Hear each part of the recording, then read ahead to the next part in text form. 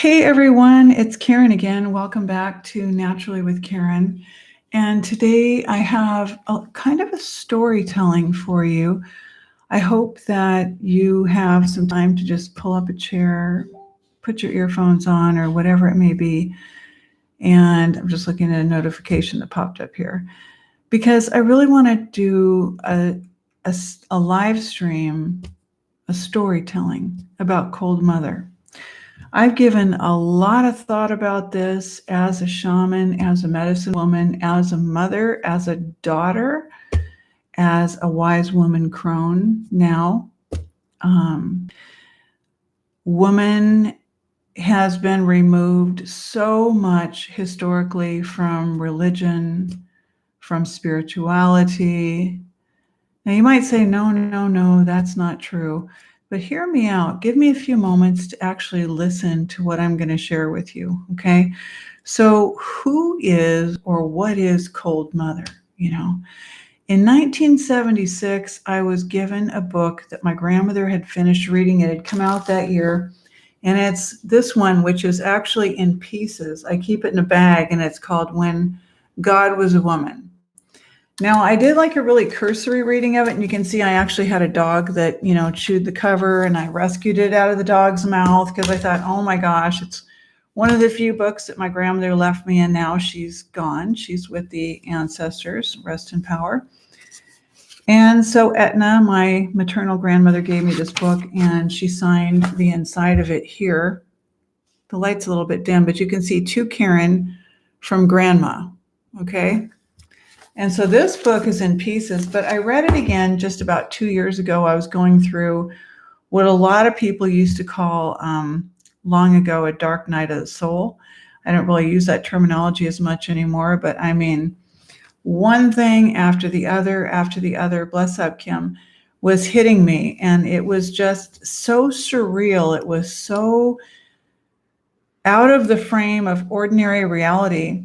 Then I needed the counsel of my grandmother, and I turned to this book, which I now keep in a plastic bag because I want to be able to pass it along to my son, or eventually to Ari, or to someone that I know is going to really treasure it from my grandmother. So who is Cold Mother, and what is she?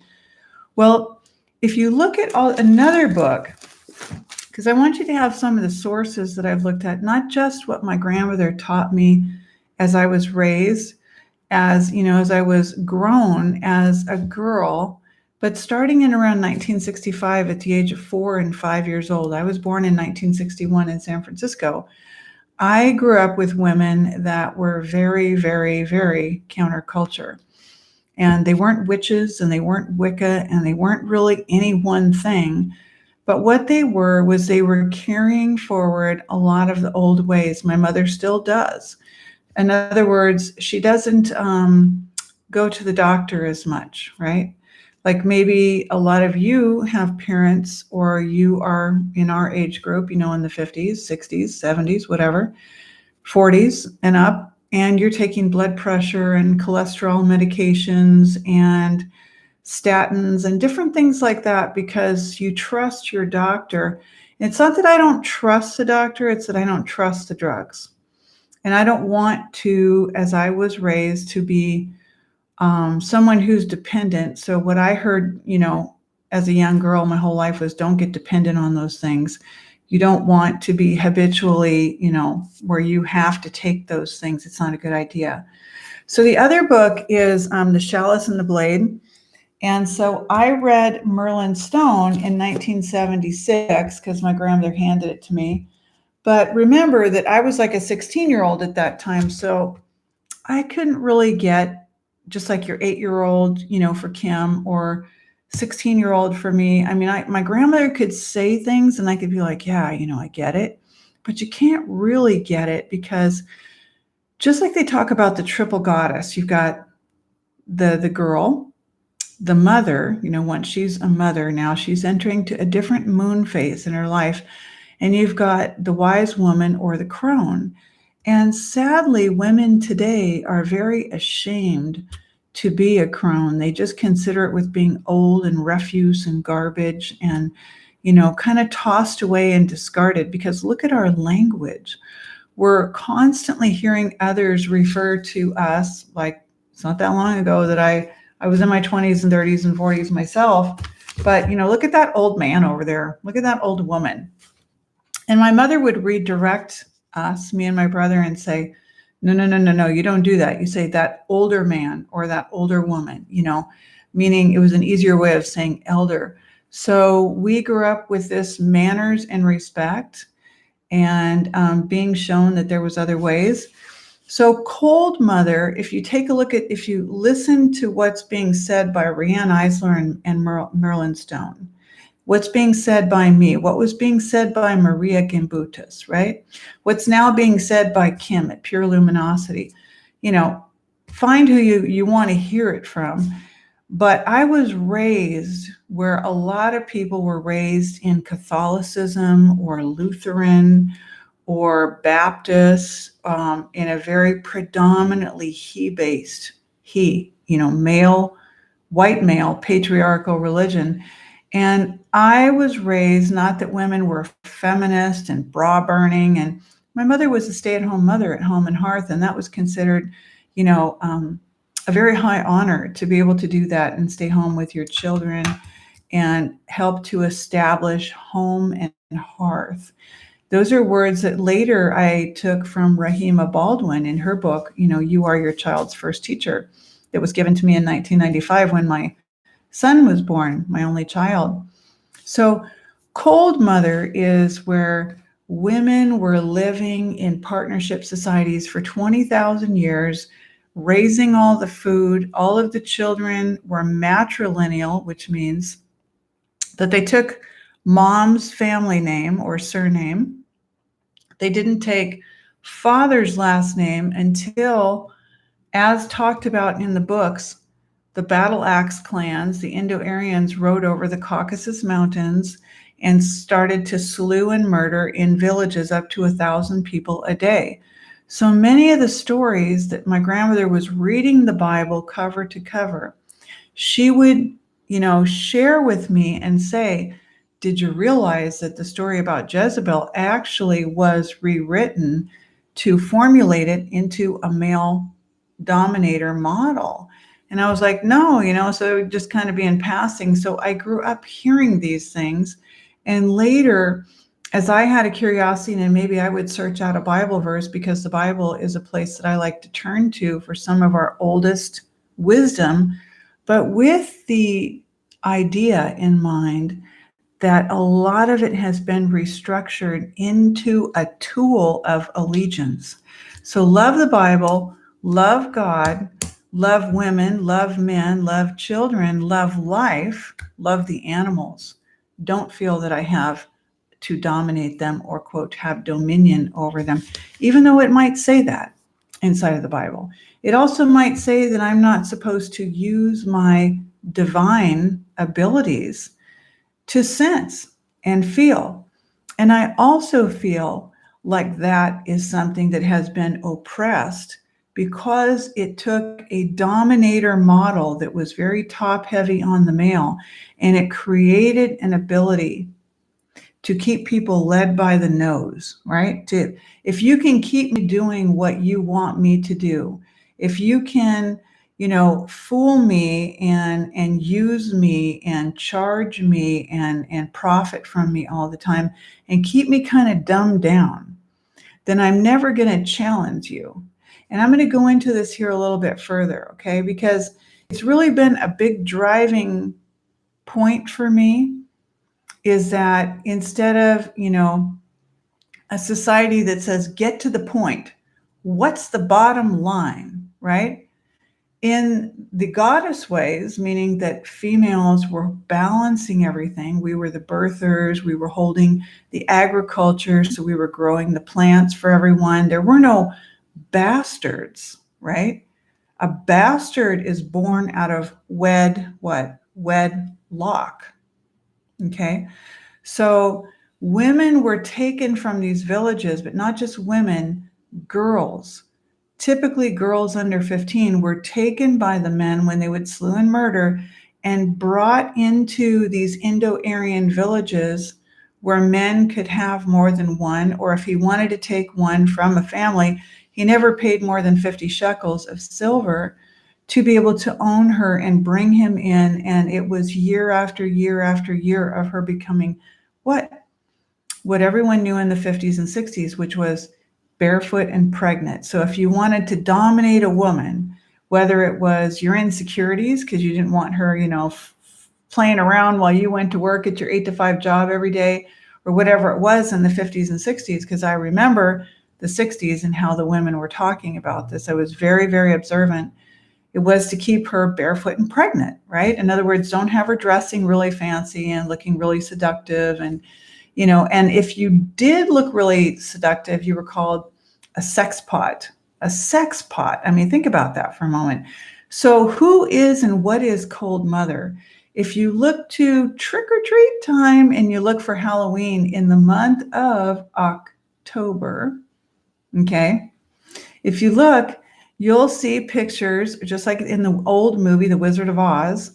You'll see a woman with green skin and a big wart on her nose and super ugly, and her nose is rolling like this, and she's, and she is what America started to formulate in their mind as a witch. And not just a witch, but someone that was going to do evil and bad things, and someone that had extra power over them. And I'm doing the hand things that they would do in Wizard of Oz, because men have always known, even though they don't know why, that women have always had something more powerful than they have. We've always had that extra dose of creativity, magic, intuition, sensing. We know things. We know if our children aren't well. We're very deeply, deeply connected. Because we're so connected, because we have this, part of the hair testing that I do as how I make my way in life, women tend to be more copper. Men, and I've learned this from Dr. David Watts, men tend to be much more zinc. Okay. Zinc is progesterone. Copper is estrogen. So when little girls get vaccines in the arms, the copper estrogen is neuroprotective. Little boys don't have quite as much copper and estrogen, but they're adapting to this right now. This is what you're seeing play out in these domestications, okay? It takes an elder to be able to show you through the observations that we've had, in my case, for almost 60 years, to be able to say, look at this through a different lens, okay? Look through a different lens so you can start to overstand it much better. Just like the halos that were in many of the images weren't actually really a halo, a physical halo. It was the fact that we were just glowing with radiant energy due to the fact that we were so etheric connected. Etheric, think of the ether line on your computer, or if I'm going to put one of those yellow cords, what did I used to call that again, Kim? It's a certain cord that I use to go directly to the back of my modem, so that if I'm doing sessions with my clients and I'm having kind of some faulty internet, I just forgot the name of it, but you can buy them at Best Buy. So it's like an Ethernet cord, right? So that halo that you saw around particularly women was their auric ability, okay? All right, so I'm going to put my glasses on here because I have a few notes. So if you listen to Sade's music, she's got a song that I used to really identify with. It was called The King of Sorrows. And I'm just going to switch screens for a minute here and tell you, I'm crying everyone's tears, and they're inside our private war. I died the night before, and all of these remnants of joy and disaster. What am I supposed to do? I want to cook you a soup that warms your soul, but nothing would change. Nothing would change at all. It's just another day that brings it all about. Just another day, and nothing's any good. Now I'm going to come back, because that Sade song is one that really, really, really resonated with me many, many years ago when I heard it the first time, in part because I realized that I was starting to realize what a lot of women before me were carrying, and that's sorrow. Sorrow, okay? And when I looked it up before the live stream, because I wanted to make really sure that I keep on precision here, right? Precision, like the hawk, like Hiru. Distress, disappointment, depression, misery, right? Do you see any of that when you look around at elder women today? Do you see that they're preoccupied, they're distressed? Well, did you know that oftentimes our children are a weapon fashioned against us? And how would that be? And how would I end up, or you end up, or your mothers end up, or your grandmothers end up like the witch on The Wizard of Oz with the green face and well, if she was banded, married off to someone she didn't even want to be, takes his last name and has child after child after child after child, and now Pasteur comes along, and after all these dominations, right, and after 20,000 years of some pretty serious partnership, society-based bliss, we've got pathology. I can't even believe that women that want to be spiritually minded had thought about pathology, because you got to be pretty hardcore science-based for that, to think that every single disease and problem is coming from out there to get you. It's coming largely from the mind. I get it. There's a lot of insertions and introductions in the field today, and I talk a great deal about that in a lot of my live streams. But a great chunk of it is still coming from the mind. So Cold Mother got used up. So of course she got ugly. Of course she got the big wart on her nose. Of course they showed her with green.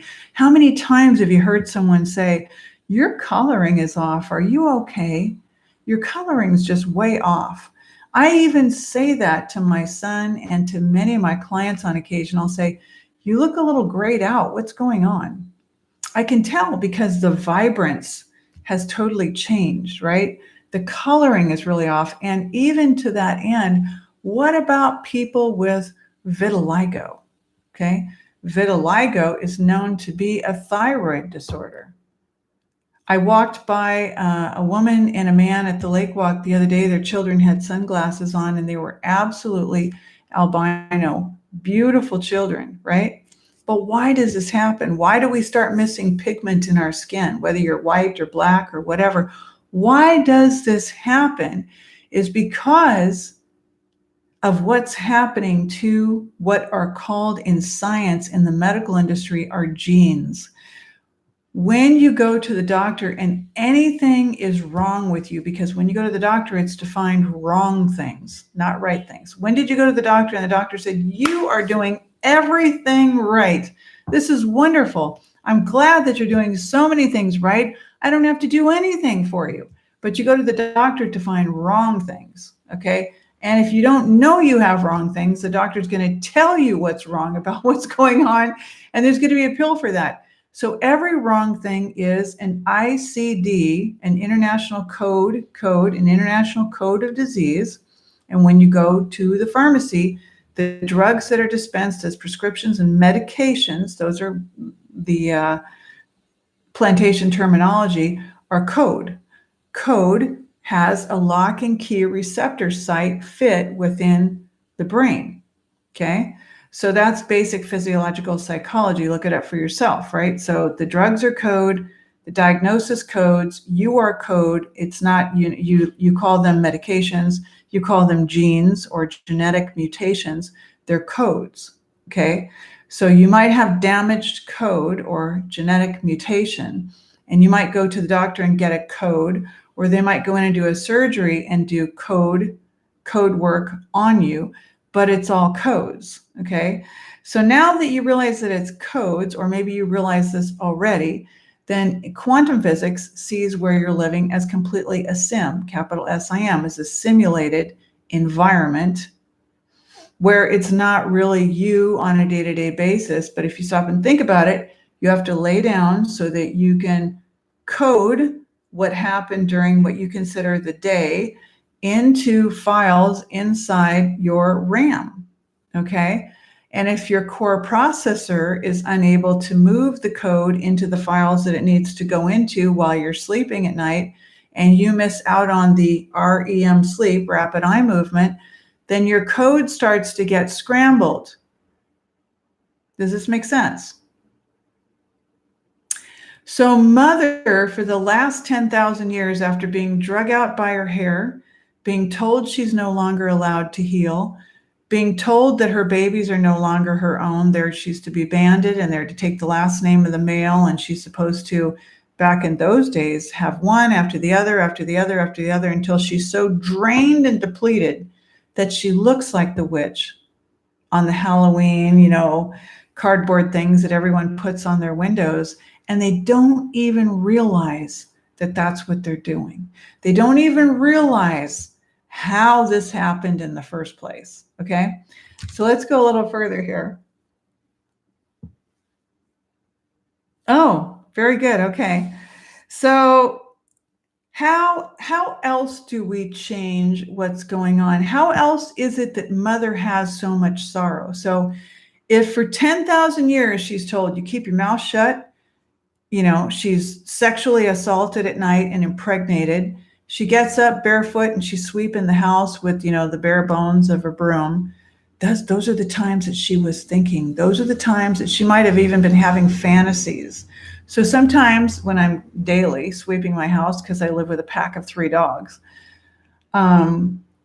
Anthony will even remember this being here. I've told him sweeping is some of the times that, I'm in my robe and I was feeling kind of really weary with the family member with the heroin addiction and sleeping an hour or 2 at night and waking up, and there was lots and lots of broken things in the house, broken tile and the broken shelf off in the bathroom, and oh my goodness. And I thought, you love people and you want to help them heal, but my goodness, at what cost? I felt broken, and I'm sweeping the floor and I was like, oh, I have an idea. And I ran over and I put my idea in my dollar store composition books, just like I thought, today, as I shared with Kim on Pure Luminosity, I really, really need to do some storytelling about Cold Mother. And I'm going to get better and better, just like if I'm just, was talking with Anthony or talking with people outside. Sometimes I'm standing there and I'm talking with people and I'm giving a story for like 20 minutes, and people are like, whoa, we love that. We wish there was like somewhere, but it's like, then you get in front of the camera on YouTube and you're like, do I look okay? I'm just staring at myself. It's not like I've got, humans sitting in front of me next to a campfire like I do up at Lake Superior. There's a big circle of chairs and a big fire outside that you can stay at till at least 10 or 11 o'clock at night. So these children that are inside of these camps, I haven't done TV for 35 years, but I'm on Facebook. And so I can see this, we don't allow hugs anymore, and I can see families. And I made that the image for this live stream about Cold Mother, because this is how you're making her. So you're taking mothers that otherwise would have just loved their children, stayed connected to their children, right? Indigenous or otherworldly, outside of the country, brown, melanated mothers, all mothers innately are connected with their children, but you can't hug, you can't be together, we're taking you away, we're not releasing you. You see, in our way, the way of the goddess, we would have never allowed that. In fact, we would have fought against that, and not, fist fighting you, but we would have stood up and said, this is wrong and it's not going to happen. And because most of your mothers are on all of these codes, medications, drugs, right? And they're changing them and they've weakened them so much. The heroin addiction with my family member, the way that people are so resource driven to get a better opportunity, or to go with someone who has more money, or to go with someone who looks more mainstream, right? Someone who sounds like everyone else, who's got all the white lumineers and the the artificial breasts and the highlighted hair and the fancy diamonds and jewelries and the painted nails and, but never mind what's really going on inside of their home. They don't even care about real anymore. They just don't want to look like the witch that was the bust down female that served all those thousands of years in the homes as a concubine, a slave, a tool to enrich his lot, to make his property bigger and better and build it up. Just like America, the country of America. It's been built on the backs of slavery from a multitude of people, including women. Okay. So if we're honest and we're candid, we would have never been in a situation under goddess ways of having grocery stores, banks, money. Stop and think. Here's a nugget. As I was driving, I thought to myself, here's something I've really wanted to put into a live stream and I've thought about for a great many years. Okay. All around you are buildings that are, phallic in nature. They're obelisks. Okay. They're like straight up and down buildings, right? Square buildings. So instead of the Vesica Pisces, it was on all of the church doors for quite a while because they modeled them after our temples, that most of which in the Fertile Crescent were outside. They weren't closed off, squared buildings. They had a beautiful Vesica Pisces, which is sacred geometry. Okay, sacred geometry means it's a shape, and every shape evokes a wave in physics. So the shape that I am evokes a different sound wave than the shape that you are, because we're two different properties, two different people.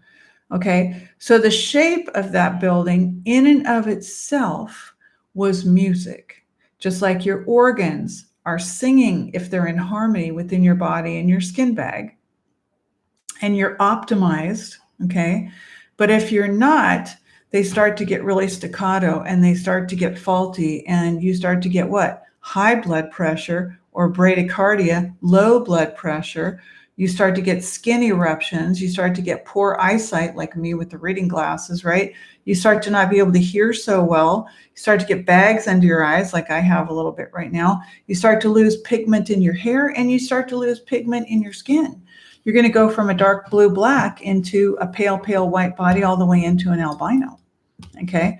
So for all the people that detached from their children because in the 60s and 70s and 80s, and I watched this, the studies that were bought and paid for told you it is much more superior for you to put your child in nursery school, preschool, early fours, was latchkey.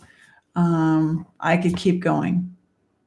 We did a great disservice. We disconnected mother and child.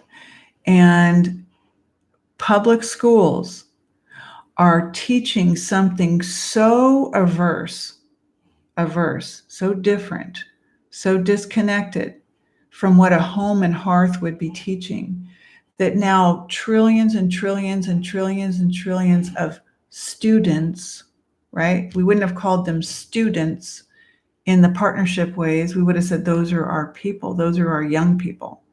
And our young people are going to know the manners and the respect, the agriculture, how to seed the seedlings, how to, help take care of the animals and let them live on their own. We wouldn't bring dogs into the house. We wouldn't bring cats into the house. They would go live with their own dog and cat families. But not today. That's not the case. Okay? So woman has so much sorrow, distrust, dispossession, disengagement, disconnection, depression. And some of us are quite disobedient.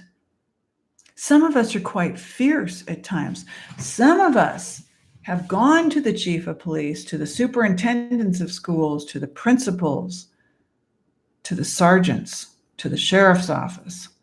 Some of us have stood over at the armory and Cloquet and taught freely how to reverse cancer, thyroid, and arthritis. Some of us have given free school and fed the people, 32 people. Pam Richards is one of them on my Facebook page. You can ask her.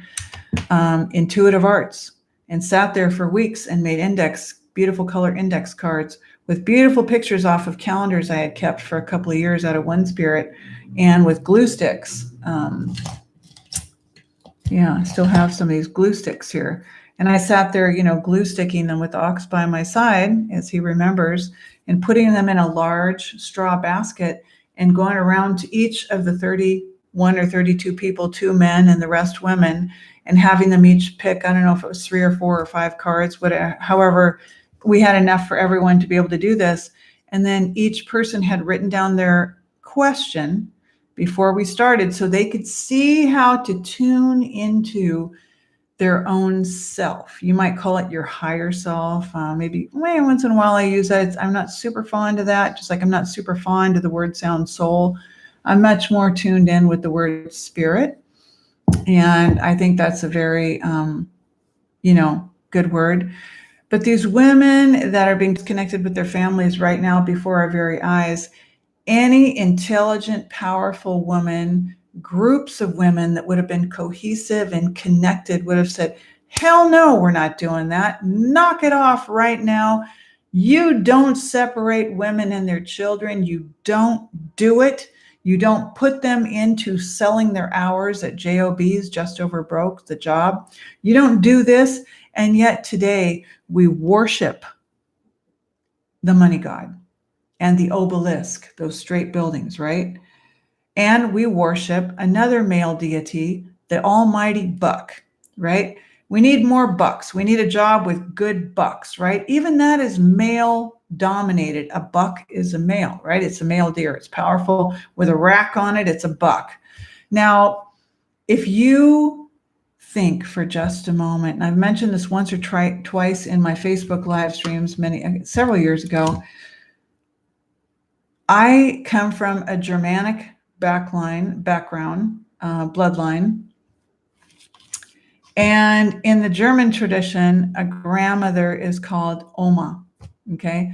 Ma or mama or mommy is mom, the birth mother, right? And Oma is grandma, okay?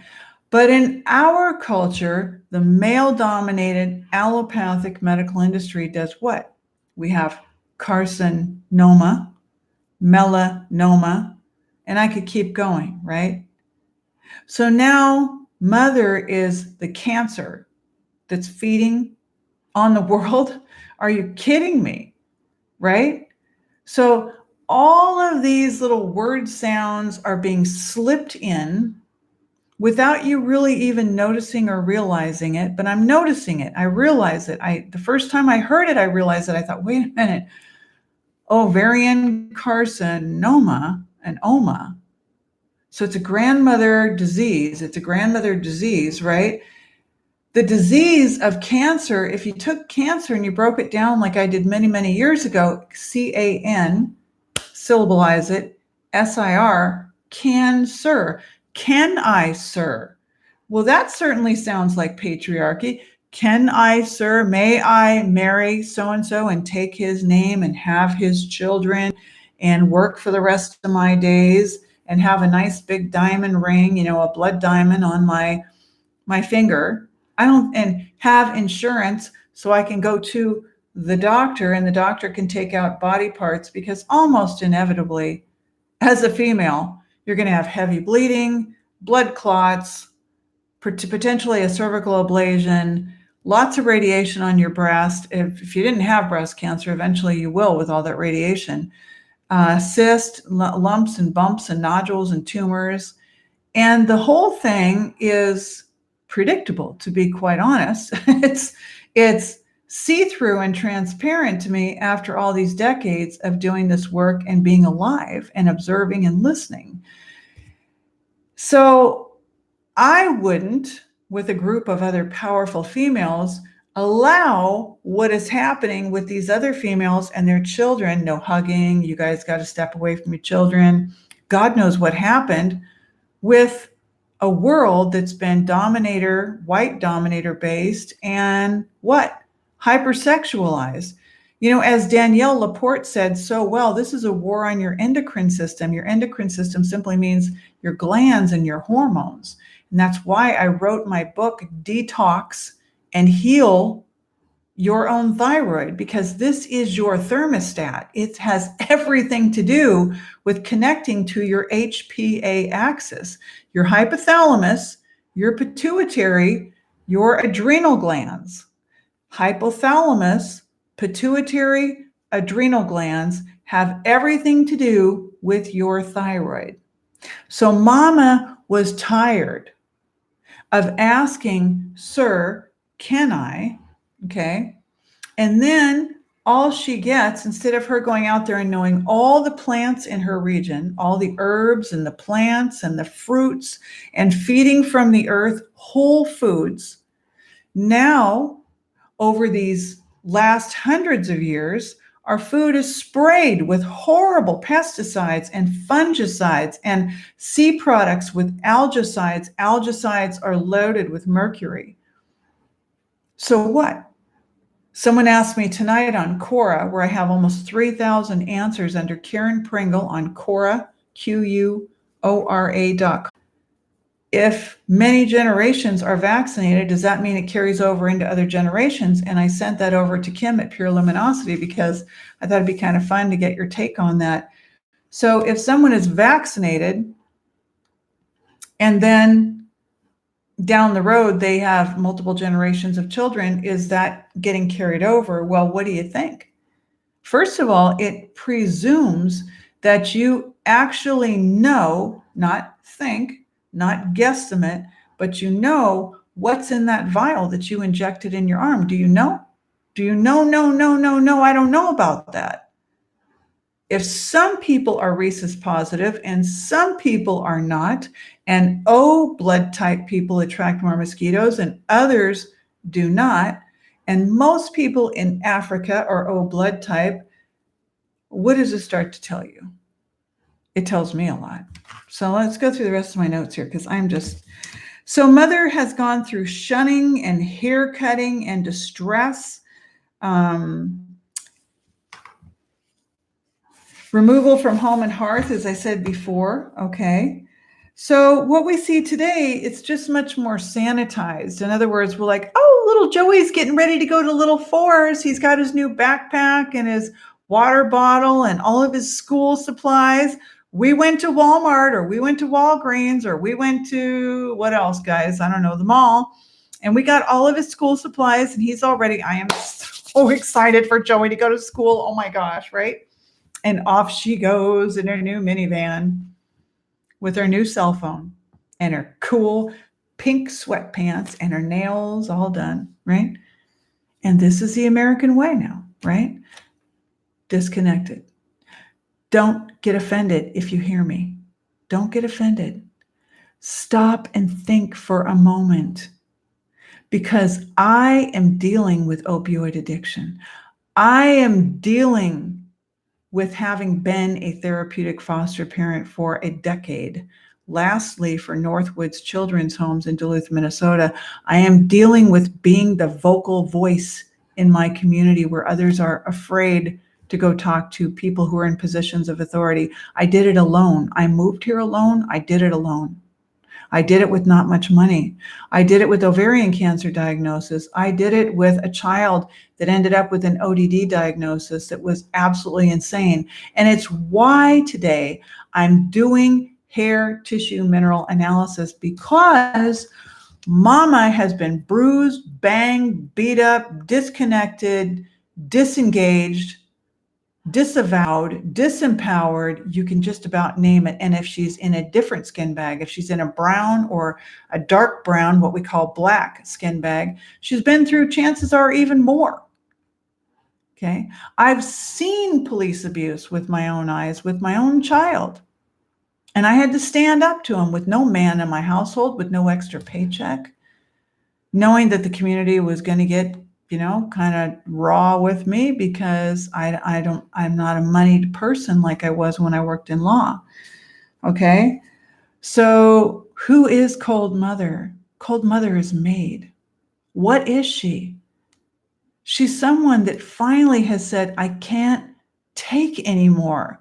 I can't go out in my car every single day and try to stop left brain hemispheric dominance, toxic brain, neurodegeneration that was corruptly inserted through injecting chemicals and all kinds of ideas and thoughts when mama has no backbone of a group behind her, like father, like grandparents, like friends, like community, like what would happen in partnership societies. And she's left out there. She's going to be eaten up and swallowed up and used and abused. And so is her child. And we're seeing it over and over and over and over. And no one is doing anything about it. They didn't do anything about it when Dr. Sebi was locked up. They didn't do anything about it for Professor Arnold Ehret. They didn't do anything with the man that owned the biomedical clinic, whose nurse came on board to prove that he was a fraud. She'd finished her nursing school. She came over to the biomedical clinic that was, I think, in Texas at that time. People were lined up all around the corner. And what happened? Our government went in there with chainsaws and bashed up all of his telescopes because he was doing blood samples and he was giving people a cure-all, right? And people were lined up every single day to come see the good doctor. And she ended up single-handedly, because he became, quote, alcoholic and suicided, which, if you believe that, I've got 1,000 acres in Costa Rica to sell you for $10 right now. And she ended up taking the biomedical clinic down to Mexico, where it's a fraction of what it was, right? So I know about the Gersons. I know about all these people. I read about Dr. Ann Wigmore in the early 1980s and how she laid on the lawn and healed herself with chlorophyll from the solar radiation upon the grass. But Mother, just in the last 150 years, has gone through radiation, mercury, experimental testing, vaccine experiments, and on and on and on and on top of what's gone on for over 10,000 years since dominator occupation. So is it any wonder that we wonder who and what we are, that we're confused as we are today? Is it any wonder that no one is stepping up, and the only thing that they're capable of doing is pulling out their phone and recording it? Because we're scared, because we're wondering, what in the hell do we do? Because we don't have any powerful elders left, because we don't go marching into a school like I did, and go to a counselor.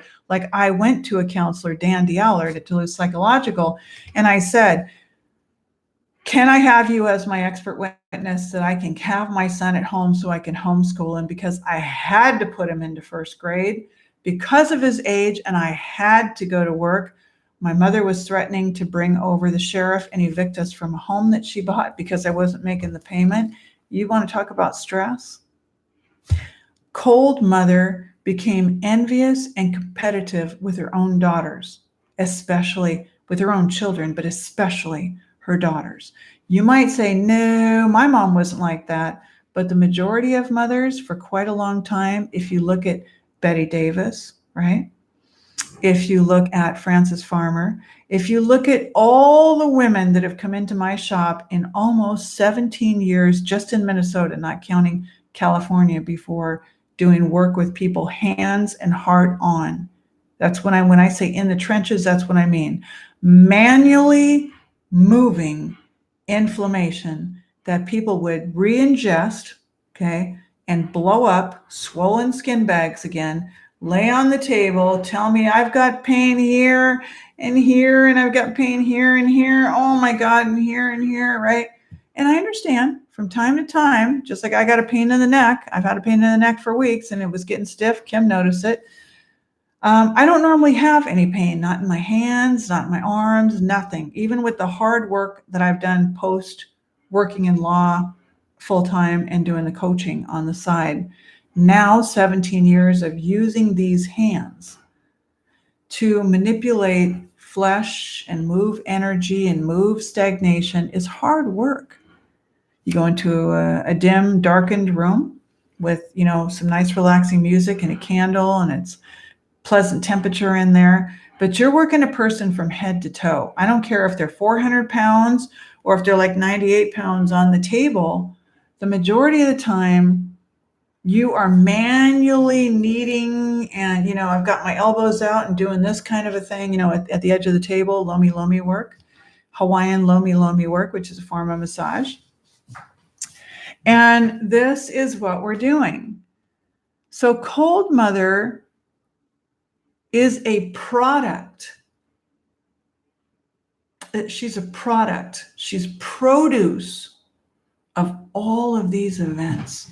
That's what she is. Let's see if I got everything here that I wanted to put in my, I know you don't want to have your ear wound up for hours and hours here, okay? So why does the Bible say that we would have dominion over the animals, the beasts of the earth, right? Because someone put it in there. I mean, if it isn't patently obvious to you, the King James Version in particular has been rewritten by white males to suit their needs. So is the Bible, the Biblios, the original of our tablets? You're darn straight it is. It's a beautiful document. I turn to it on occasion, often, and I look to it as a saving grace for many situations in life. But I also comb through it with a fine-tooth comb and make sure, am I sensing what the original intent was? Or can I clearly see it's okay to have slaves? Women should keep their mouths shut and walk 50 feet behind, and on and on and on and on. I mean, I'm not so sure about those things. Are you really? If you think about it, do you go to church with no jewelry, wearing some kind of a gunny sack, something like some big bulky gunny sack kind of a dress? I'm not talking about the gunny sack stuff that was popular in the 70s and 80s, but I'm talking, look what the Bible really says, and ask scholars and theologians, was this rewritten and structured in such a way to be a document of allegiance, as I like to say? Well, hell yeah. Heck yeah, it was. Okay. So do we have dominion over the animals? Like we can just put them in factory farms with no windows and put them in horrible little crates and bludgeon them and make them go through horror? No, that's not our place to factory farm a being.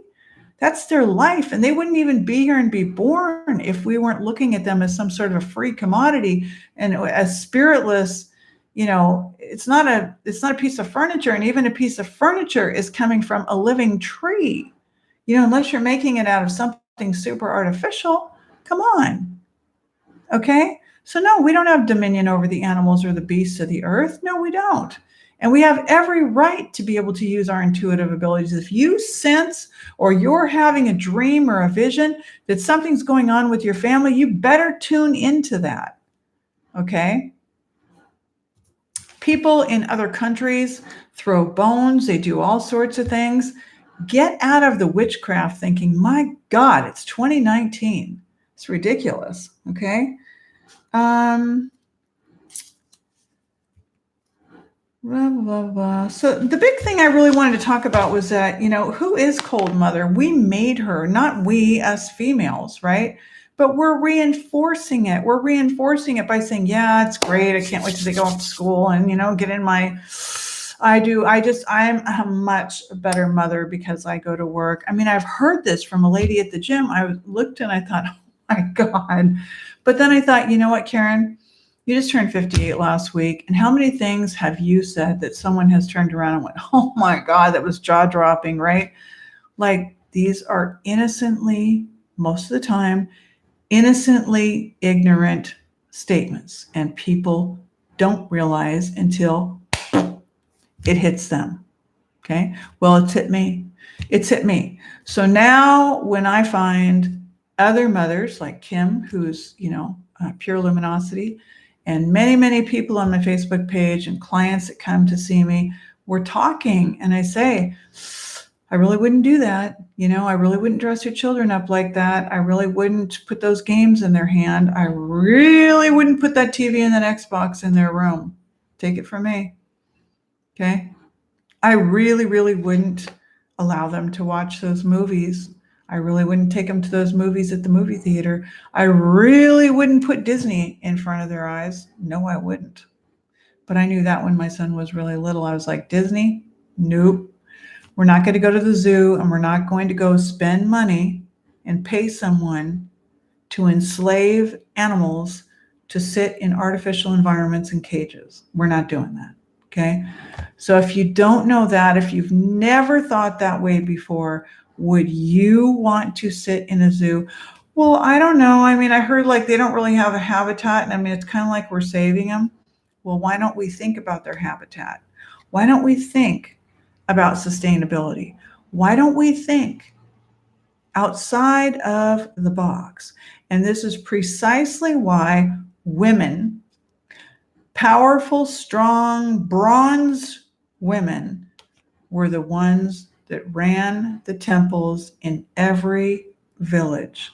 Every setting had powerful women, and the men loved it.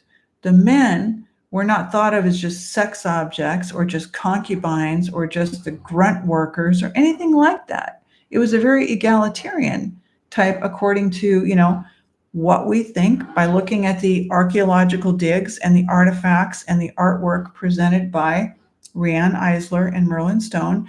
If you are not acquainted, you're joining me later.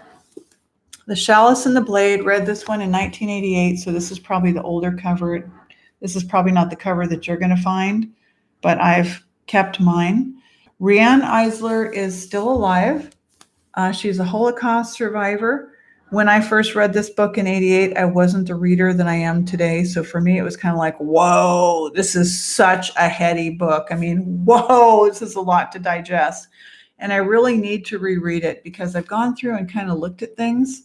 And actually, as I'm doing my book now, see how small the words are? I'm actually making the text, the font on my own books just a little bit bigger because I think a lot of the actual book readers are people that are a little bit older. And because we've eaten wheat and because we've eaten dairy during our lives and because we've been under stress and maybe not sleeping like I hadn't been for quite a while, and I'm just really trying to reestablish my adrenal glands, my bank of energy,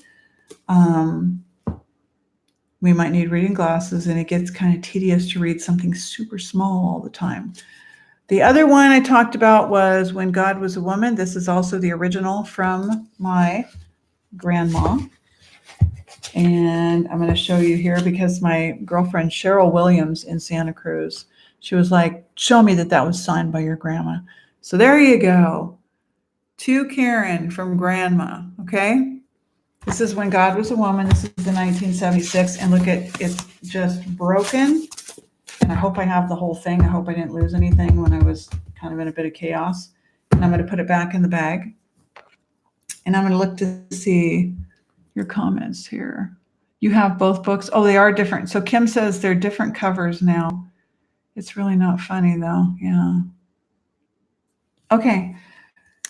So she was beautiful. And when they pulled her out by her hair, the one thing that they really, really reinforced in the minds of people today is that she was a slut, a harlot, a whore, a Jezebel, right? And then they gave you the story of Samson and Delilah, how he had, you can see here, I whacked mine off. Okay, so I've got like this little pony. I had long, beautiful dreadlocks, and I feel naked. I feel kind of vulnerable. I feel kind of ugly. I miss my dreadlocks so, so, so very much. They were just an extension of me, and I gave them in a sacrificial way to help my family member. I cut them and I put them, I'd been thinking about cutting them, and I was like, no. And then I was just crying one day, and I was like, I looked out at the fire pit in my front yard. I'm like, I'm going to cut them. I'm going to cut them off. And so I cut them halfway. And I was like, well, what if I change my mind, right?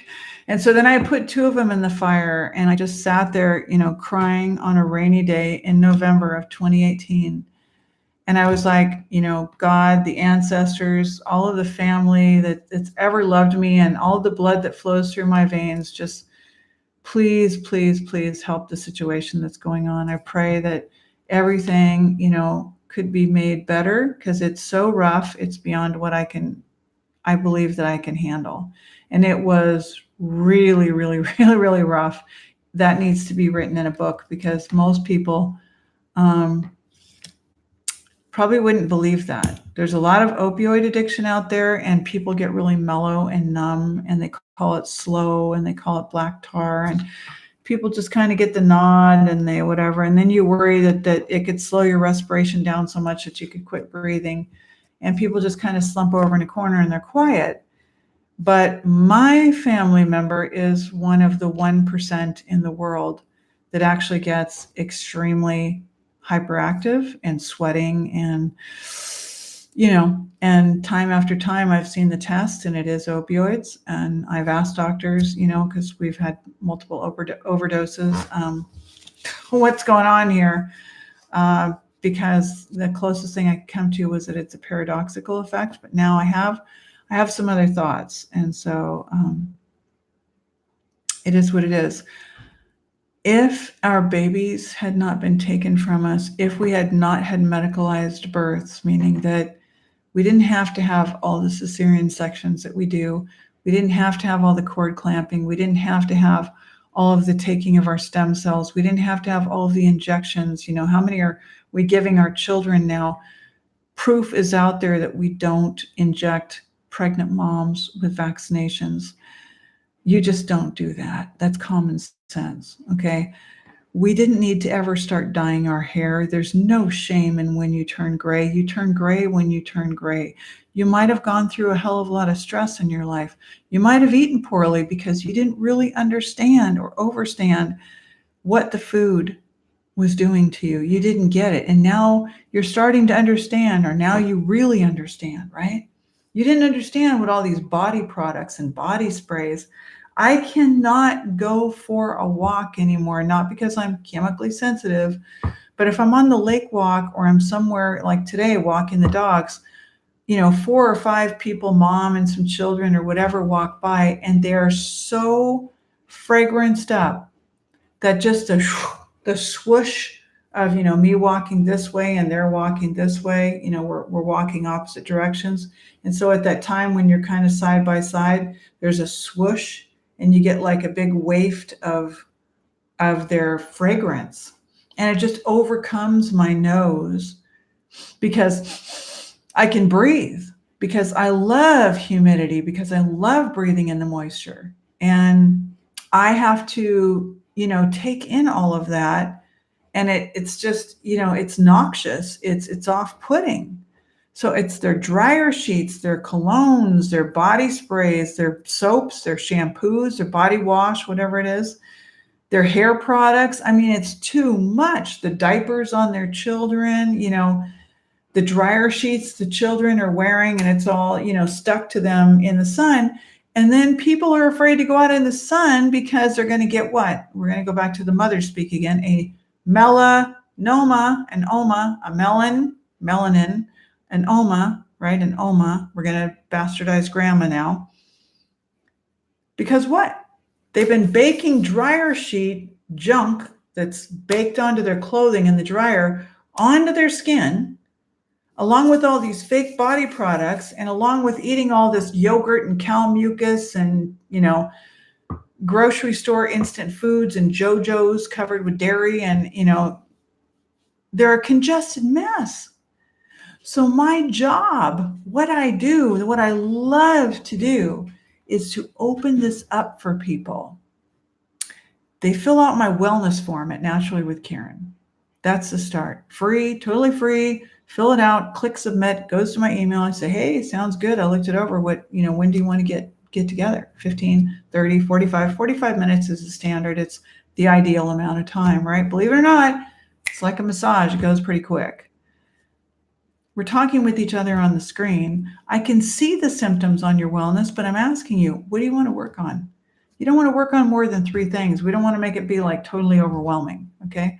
But let's work on 3 things at a time. It might be a day to work on those. It might be a week. It might be a couple months. It might be a year to work on those 3 things. If it's Parkinson's, insomnia, and drug addiction, I mean, depends on what the 3 things are, but we unravel them.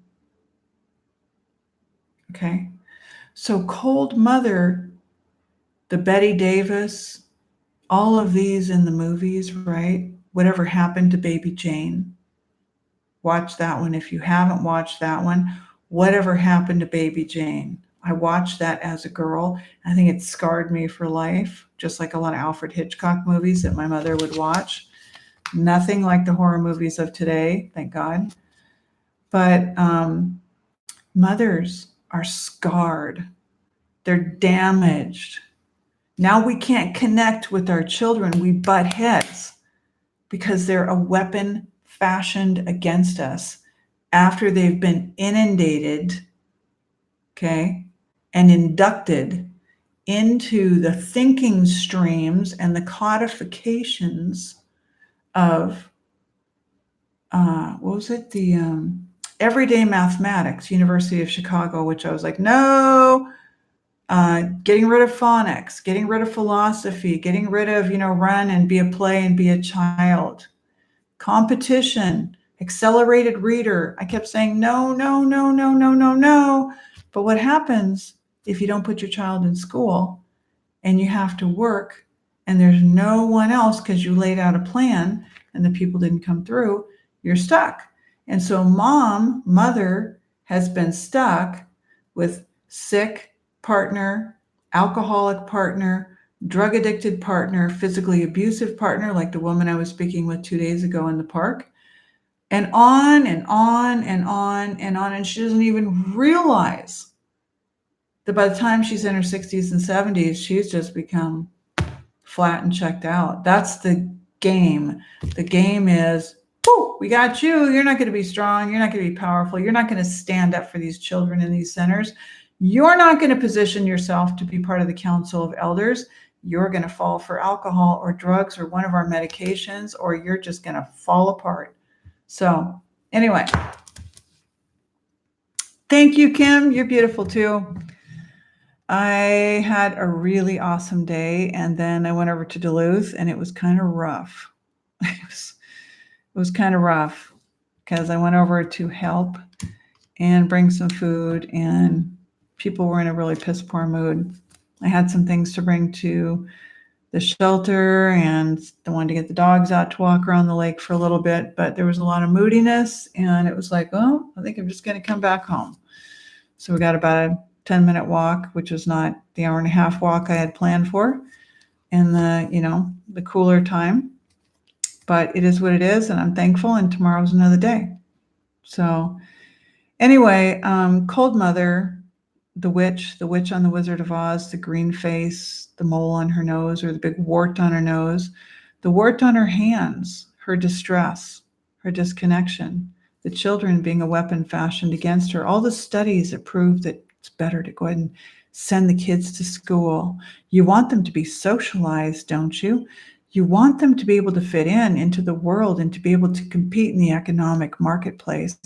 Well, the economic marketplace is a fraud. It's not real at all. I can hear Terrence saying it just like that. He'd say, the economic marketplace is a fraud anyway. Okay. I could hear him. I can hear him just like I heard him in 1993 at his rave in San Francisco in the industrial building. So Terrence McKenna is who I'm speaking of.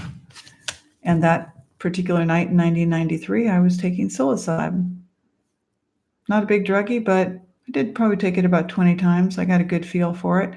And I would love to be the shaman that holds the energy for some psilocybin circles. So if you're someone who eventually is like, yeah, that works for me. There's actually one of my clients ordered an HTMA and mentioned he's got a 27-acre place in West New York State. I'm not sure where West New York is. Maybe Kim knows. I'm not sure. West New York. Anyway, do you know where West New York is, Kim? God, we've been on for over an hour. I don't see Kim. West New York, Kim. Kim's not there. Okay. All right. Well, have a wonderful evening. I really, really, really appreciate your subscribing. And I really, really appreciate you helping me get the numbers up because I have to sit here in my house. I can't use my phone unless and until I get 1,000 subscribers. And I really want to be able to get outside where I feel a lot more creative and not just inside of the house. So thank you for joining me. And thank you for listening to the storytelling that is called Mother. All right, have a good night.